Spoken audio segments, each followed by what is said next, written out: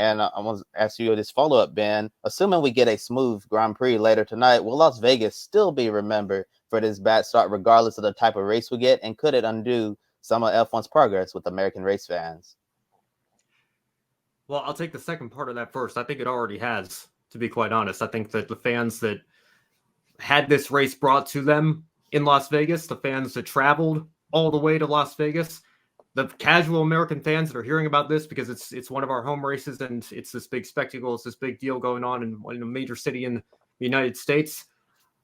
I think they tune in, they see this, and after 8 minutes of FP1, that's probably the extent of their time as a Formula One fan. I don't see very many of those fans that have been treated so poorly with the circumstances at the actual Grand Prix, or those that maybe just flipped on FP1 because it happened to be on ESPN2 late at night and only got to see 8 minutes. I don't think that there was really anything that's going to draw them to come back. And again, if anything, there's probably enough that's going to push them away and turn them away for the future. I still think when you look at the demographics, NASCAR obviously still reigns in the total viewership, but I know F1's 1849 demo is very strong, and that is perhaps a sign of a trend and a sign for the future, and that NASCAR needs to do a little bit more to, kind of copy what F1's done and being able to bring in a younger audience. But stuff like this certainly doesn't help.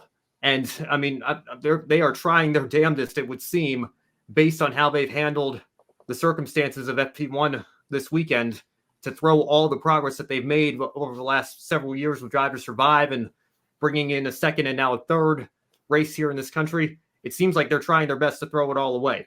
And I think that's really unfortunate because, like you, Kobe, I don't sit here, taking a victory lap because I wanted this event to fail. I want it to be as successful as any other race on the calendar, if not more so, because of the importance of what this race means to this city and to this country. But I mean, again, it was just such a farcical evening on Thursday and early morning, I guess, into Friday.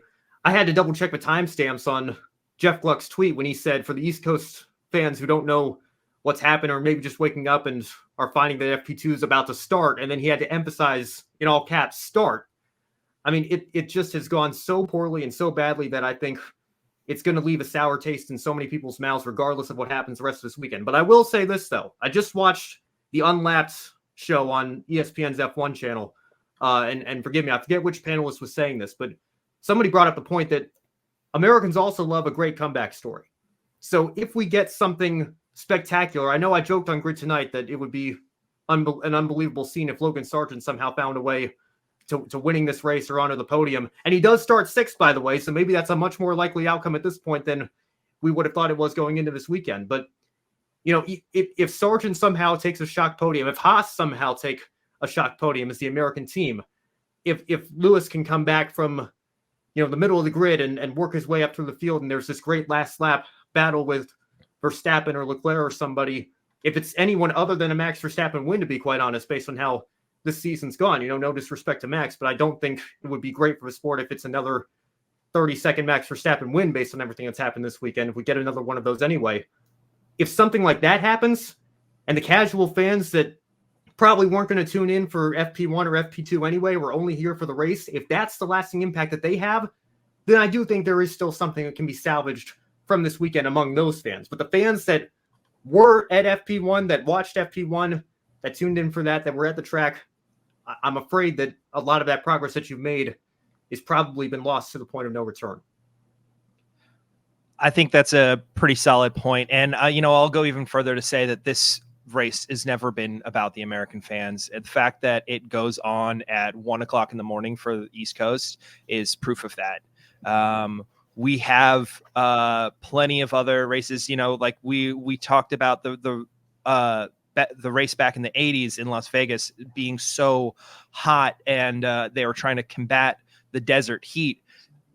Fast forward to now, they were talking about this being one of the coldest races that was ever going to happen in F1. It seems like the weather has changed from that, but a 10 p.m. local start was never about it just being cold enough to race, because you could have done that at 6 p.m. It would have still been dark. It's getting dark around 4:30 in Las Vegas right now. So you would have had all the spectacle. You would have had everything that you wanted. The 10 p.m. start is about making this somewhat palatable for European audiences as far as a time slot. And that is what's creating all these logistics issues with Las Vegas. Las Vegas is, needing to open the roads at 4:30 or 4 o'clock or whatever it is. And they have this time window that they need for the European audiences. So trying to correlate those two is part of the juggle here. So they've lost some will with American audiences. But like I said, that was never their concern going into this to begin with. Yeah, great points from both of you guys here. I don't have much to add, but I will say that I think that as long as tonight ends on a good note and we see something exciting happen in the race, as Ben said, something of a big battle between Charles Leclerc or Max Verstappen or a non-Max victory or just something really big, I think that it could sort of erase what happened at the start of this weekend. And I think that that's what we need if Las Vegas wants to be considered like a success. And if people don't want to remember how the first two practices went.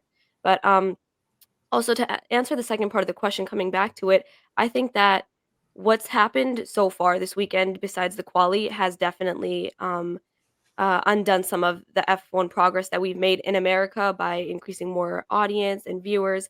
I think that it's definitely added a negative light to the Las Vegas Grand Prix.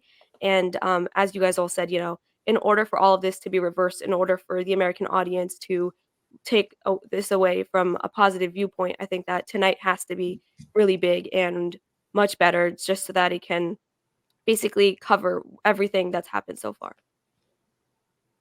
Well, Alicia, I'm not sure if we can completely erase what has happened this weekend by a good Las Vegas Grand Prix that based on all the different scenarios you laid out, an exciting battle, a non-Max victory, Max actually having to fight for a victory, or maybe we get lucky and get a Logan Sargent podium on home soil. That would certainly make the American crowd really happy. It might, regardless of what type of race we get, it may not completely, make everyone forget about what happened to start off the weekend, but it'll be a good point for them to pick up the pieces and try to make this event better for next year. And I also want to read a comment from that Jeff Gluck article I was talking about from 43-year-old Tyler Thompson from Phoenix. And based on what Tyler said, this is what I am worried about when it comes to undoing the progress that Formula One has made with the American audience. It says that Thompson said that the entire experience left a big sour taste in his mouth.